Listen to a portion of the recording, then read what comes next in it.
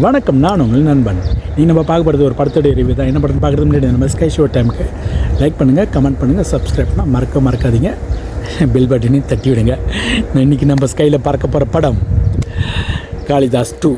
காளிதாஸ் 2 தான் பார்க்க போகிறோம். ஏன்னா காளிதாஸ் 1 வந்து சூப்பரான ஹிட் ஆச்சு. அதை தொடர்ந்து காளிதாஸ் 2 எடுத்துருக்குறாங்க. இதுவும் அதே மாதிரி ஒரு ஸ்டோரி தான், பயங்கரமான ஒரு க்ரைமு. ஆனால் என்னென்னா அங்கங்கே கொஞ்சம் கொஞ்சம் ஸ்லோவாகுது படம். அதுதான். மற்றபடி வந்து படம் வந்து எக்ஸலண்ட்டாக சூப்பராக தான் இருந்துச்சு. க்ரைம் ஸ்டோரின்றதுனால க்ரைமு பிடிக்கிறவங்களுக்கு இந்த படம் வந்து சூப்பராகவே இருக்கும். இந்த படத்தில் வந்து நம்ம எப்பயும் போல் முன்னாடி ஃபஸ்ட்டில் நடித்தவங்களே இல்லாமல் கொஞ்சம் சேஞ்சஸ் பண்ணியிருக்கிறாங்க. இதில் வந்து பரத் தான் ஹீரோவை பண்ணியிருக்கிறார். பட் வந்து கூட வந்து கொஞ்சம் 2-3 கேரக்டர் வந்து ஆட் பண்ணியிருக்கிறாங்க. அதுதான். இந்த படத்தை வந்து ரிவ்யூ பார்த்துடலாமா? அதுக்கு முன்னாடி நம்ம ஸ்கை ஷோ டைமுக்கு லைக் பண்ணிவிடுங்க, கமெண்ட்டும் பண்ணிவிடுங்க, சப்ஸ்கிரைபர் பண்ணிவிடுங்க, ஃப்ரெண்ட்ஸ் அண்ட் ஃபேமிலிக்கு தட்டி விடுங்க, பில் பட்டனையும் தட்டுங்க. வாங்க நம்ம இப்போ ரிவ்யூக்குள்ளே போகலாம்.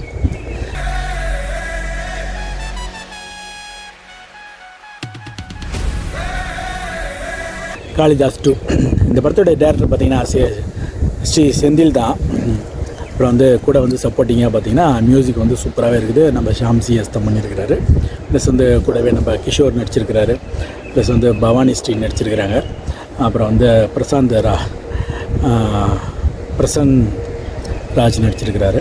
அவர் தான் கொஞ்சம் இந்த நெகட்டிவ் ரோலாக பண்ணியிருக்கிறாரு. பிரகாஷ் ராஜ் இருக்கிறாரு கூட. அப்புறம் வந்து சங்கீதா மேடம் புதுசாக இந்த படத்தில் வந்து லான்ச் ஆகியிருக்காங்க. அஜய் கார்த்திக் தான் இந்த படத்துலேயே வந்து ஒரு வில்லன் ரோல் மாதிரி, வில்லன் கிடையாது, அந்த மாதிரி ஒரு ரோல் பண்ணியிருக்கிறாரு. அவர் தான் வந்து கிரைம் பண்ணுற மாதிரி. ப்ளஸ் வந்து இந்த படத்தில் வந்து அமிர்தா நடிச்சிருக்கிறாங்க.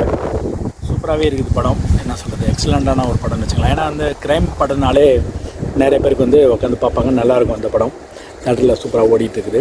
ஏன் இந்த படத்தை வந்து என்ன சொல்கிறது, க்ரைமு நல்லா இருக்குது அப்படின்னா, ஸ்டார்டிங் பண்ணும் போதே கொஞ்சம் வேறு மாதிரி ஒரு க்ரைமை வந்து ஸ்டார்ட் பண்ணுறாங்க. அந்த க்ரைம் பார்க்கும்போது பயங்கரமாக இருந்துச்சு. அதுக்கப்புறம் பார்த்தா கொஞ்சம் பிரேக் ஆகுது. திடீர்னு பார்த்தா படம் வந்து வேறு எங்கேயோ போகிற மாதிரி இருந்துச்சு. அப்புறம் பார்த்தா திடீர்னு வேறு ஒரு ஸ்டோரி வந்து உள்ளே வருது. அது வந்து க்ரைம் பண்ணி அதனுடைய ரோட்டில் வந்து கதை வந்து போயிட்டுருக்குது. பவானி ஸ்ரீ வந்து கடைசியில் இந்த படத்தில் வந்து கொஞ்சம் உயர் அதிகாரியாக பண்ணியிருக்கிறாங்க. அவங்க உயரத்துக்கு அந்த அதிகாரியாக போடுறது கொஞ்சம் செட் ஆகாத சீனு இது தான். பட் இருந்தாலும் வந்து அவங்க வந்து சூப்பராக பண்ணி கொடுத்துருக்குறாங்க இந்த படத்தில். அதே மாதிரி அஸ்யூஷுவல் ஹீரோ வந்து பரத் பண்ணியிருக்கிறாரு. ஹீரோ வந்து பரத்ன்றதுனால அவரை வந்து ஹீரோவாக காமிக்கக்கூடாது, கொஞ்சம் ஒரு டவுன் டு ஒர்த்தாக காமிக்கணும் அப்படின்ற மாதிரி அவர் கொஞ்சம் இதாக டவுன் பண்ணி காமிச்சிருக்கிறாங்க. ஆனால் அவர் தான் வந்து க்ரைமை கண்டுபிடிக்கிறாரு. படம் வந்து அந்த மாதிரி தான் போகுது. பவானிக்கும் பாரத்துக்கும் என்ன சொல்கிறது, சிங்க் ஆகாமல் இருக்குது. அது அப்படியே கதையோடு அப்படியே ஒட்டி கொண்டு போயிட்டுருக்குறாங்க. இந்த கதையில் வந்து பார்த்திங்கன்னா பெரிய ப்ளஸ் வந்து பார்த்திங்கன்னா படத்தில் வந்து பாட்டு கிடையாது. அதில் தான் இந்த கிரைம் படம்னாலே பாட்டெல்லாம் வைக்க முடியாது இல்லைங்களா, அதனால் வந்து அந்த மாதிரி தான் எடுத்து வச்சுருக்குறாங்க. படம் ஆரம்பிக்கும் போது பரத் வந்து என்ன சொல்கிறது, போலீஸ் தான், அது தெரிஞ்ச கதை. அதனால் வந்து படம் ஆரம்பிக்கும் போது ஒரு கிரைமை காமிக்கிறாங்க. 3 பேர் வந்து ஒரு கொலை பண்ணிட்டு போயிடுறாங்க. திடீர்னு பார்த்தா அந்த கொலையை வந்து அவங்க பண்ணல, அந்த வீட்டில் இருக்கிற அப்பாவே பண்ணிட்டாரு அப்படின்ற மாதிரி சொல்லி கேஸை க்ளோஸ் பண்ணாங்களா இல்லையான்றதை காமிக்காமலே விட்டுடுறாங்க. அதோட கேஸ் முடிஞ்சு போகுது. உடனே 2வது ஒரு கேஸ் போகுது. அந்த கேஸில் உள்ளே போயிட்டு செக் பண்ணுறாரு. திடீர்னு பார்த்தா அந்த கேஸும் நார்மலாக போகிற மாதிரி அப்படியே முடிச்சிடுறாங்க. 3வது ஒரு கேஸ் வருது. 3வது கேஸ் என்னென்னு பார்த்தீங்கன்னா ஒரு குழந்தை மிஸ்ஸிங் கேஸு. ஒரு பெரிய அப்பார்ட்மெண்ட்டு, ஒரு 4-5 அப்பார்ட்மெண்ட்டு சேர்ந்த மாதிரி ஒரு என்ன சொல்கிறது, ஒரு வில்லா ஒன்று இருக்குது. தனித்தனி பில்டிங்ஸாக இருக்குது. அந்த தனித்தனி பில்டிங்ஸில் ஒரு அப்பார்ட்மெண்ட்டில் ஒரு ஃப்ளோரில் வந்து ஒரு குழந்தை வந்து மிஸ்ஸிங் ஆகிடுது. அந்த குழந்தைய வந்து கண்டுபிடிக்கிறாங்க. அந்த குழந்தைய கண்டுபிடிக்கிற டைமில் பார்த்திங்கன்னா அங்கேருந்து வேறு இடத்துக்கு போகுது. வில்லனை வந்து எவன் குழந்தைய வந்து கடத்திட்டு போனோன்னா அந்த குழந்தைய வந்து கடத்திட்டு போனவனை பிடிக்கிறாங்க. திடீர்னு பார்த்தா அவங்ககிட்டேருந்து இன்னொரு கதை ஜம்ப் ஆகி வேறு எங்கேயோ ஒரு கதைக்கு மாதிரி போகுது. நான் ஃபஸ்ட் ஹாஃப் பார்த்தவங்களுக்கு இந்த செகண்ட் ஹாஃப் புரியும்னு நினைக்கிறேன். நான் ஃபஸ்ட் ஹாஃபில் எப்படி பண்ணியிருக்கிறாங்களோ அதே மாதிரி தான் பண்ணியிருக்கிறாங்க. பிரகாஷ் ராஜ் வந்து இந்த இடத்துல வந்து சின்னதாக ஒரு சப்போர்ட்டிங் ரோல் மாதிரி லாயராக பண்ணியிருக்கிறாரு. கிஷோர் இந்த மாதிரி சப்போர்ட்டிங் கேரக்டரில் வில்லனாக பண்ணியிருக்கிறார். பட் ஆனால் அவர் வில்லன் கிடையாது. யாருமே இந்த படத்தில் வில்லன் கிடையாது. அதுதான் இந்த படத்தில் ஒரு பெரிய மைனஸாக இருக்குது. க்ரைம் பண்ணியிருக்காங்க, குழந்தை மிஸ்ஸிங் ஆகிடுச்சு. அது வந்து ரொம்ப சீரியஸாக இப்போ இருக்கிற காலகட்டத்தில் எந்த மாதிரிலாம் பயங்கரமான ஹைடெக் டெக்னாலஜிலாம் வந்திருக்குது. இந்த மாதிரிலாம் வச்சு கண்டுபிடிக்கலாம். டக்குன்னு வந்து டக்குன்னு நெக்ஸ்ட் சீன்லாம் சூப்பராக ஸ்பீடாக போயிருந்தால் இந்த படம் இன்னும் கொஞ்சம் நல்லா இருந்திருக்கும். அந்தளவுக்கு ஸ்பீடாலாம் போகல, ஸ்லோவாக தான் போகுது. சிசி கேமராவை தான் நார்மலாக செக் பண்ணுறாங்க. நாயெலாம் வந்து செக் பண்ணால் கொஞ்சம் ஈஸியாக கண்டுபிடிச்சிருக்கலாம். நாயெலாம் வராது. சிசி கேமரா பார்த்துட்டு விட்டுடுறாங்க. எல்லார் பில்டிங்லேயும் எல்லா ரூம்லேயும் எல்லா வீட்லேயும் போய்ட்டு செக் பண்ணுறாங்க. அங்கே உடனே ஒரு கஞ்சா வச்சுக்கிட்டு பசங்க வந்து நியூ இயருக்கு என்ஜாய் பண்ணிகிட்டு இருக்கிறாங்க. அந்த மாதிரி சீன்லாம் வந்து தவிர்த்துருக்கலாம், தேவையில்லாத சீன் இது. ஆனால் வந்து அந்த கஞ்சா இதுலேருந்து ஒருத்தவன் தான் வந்து மெயினாக வந்து பண்ணியிருப்பாங்க. அதுதான் வந்து சூப்பராக இருக்கும். கிளைமேக்ஸ் வந்து ஒரு பயங்கரமான சஸ்பென்ஸ் தான். ஏன்னு வச்சுங்களேன், நம்ம இவன் தான் கொலையாளியாக இருப்பான் அப்படின்னு சொல்லிட்டு நம்மளுடைய தாட்டை வந்து அந்த பக்கமாக திருப்பி விட்டுட்டு கொலையாளியாக வந்து வேறு யாரோ ஒருத்தவங்க காமிச்சிருப்பாங்க. சங்கீதா மேடம் இந்த படத்தில் வந்து சூப்பராக நடிச்சிருக்கிறாங்க. ஏன்னா அவங்களுக்கு வந்து இம்பார்ட்டண்ட்டாக இருக்குமா அப்படின்னு பார்த்தா கிளைமேக்ஸில் பார்த்திங்கன்னா அவங்களுக்கு பயங்கரமான இம்பார்ட்டண்ட்டாக இருக்கும். ஏன்னா ஸ்டார்டிங்லேருந்து போகும்போதெல்லாம் ஒரு என்னடா அது குழந்தை மிஸ் ஆகிடுச்சு, மொக்கத்தனமாக வேறு எங்கெங்கேயோ போயினுக்குது, என்னடா இது ஸ்டோரி அப்படின்ற மாதிரி தான் இருந்தது. கிளைமேக்ஸுக்கு முடியும் போது பார்த்திங்கன்னா அது எல்லாத்துக்கும் கொண்டு வந்து சேர்த்துருப்பாங்க. அதனால் வந்து கிளைமேக்ஸ் வரைக்கும் படம் பார்த்தா நல்லா சூப்பராகவே புரியும், நல்லாவே இருக்கும். ஏன்னு வச்சிங்களேன், ஸ்டார்டிங்கில் வந்து அந்தளவுக்கு வந்து என்ன சொல்கிறது, உட்காந்து பார்க்குற அளவுக்கு ஒரு இம்பேக்டை கொடுக்காம இருக்குது நிறையா சீன்ஸு. ஏன்னா வந்து குழந்தை மிஸ்ஸிங்கு, அதுக்கு முன்னாடி ஒரு க்ரைம் நடந்தது, அந்த க்ரைமை பற்றி எந்த ஒரு லிங்க்குமே இல்லாமல் இருக்கணும். அதே மாதிரி வந்து இவங்க ஒய்ஃபோ இல்லை வேறு ஏதோ வந்து ஃபேமிலியை டிஸ்டர்ப் பண்ணுற மாதிரிலாம் எதுவுமே காமிக்கவே இல்லை.